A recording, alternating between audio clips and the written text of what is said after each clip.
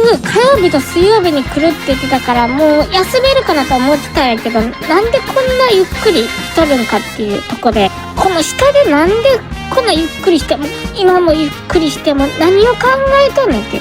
全然人の迷惑とか考えてへんし、しかもこんな遅れてここ真ん中通ってくるかっていう。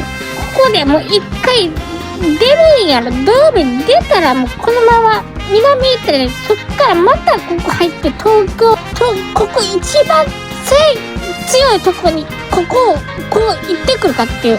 ここをもう行ってここで通ってまたここ来るかっていう。もうちょっと考えられる、このサンさんとかいうやつは。で、火曜日と水曜日来てここ休校にせえやと。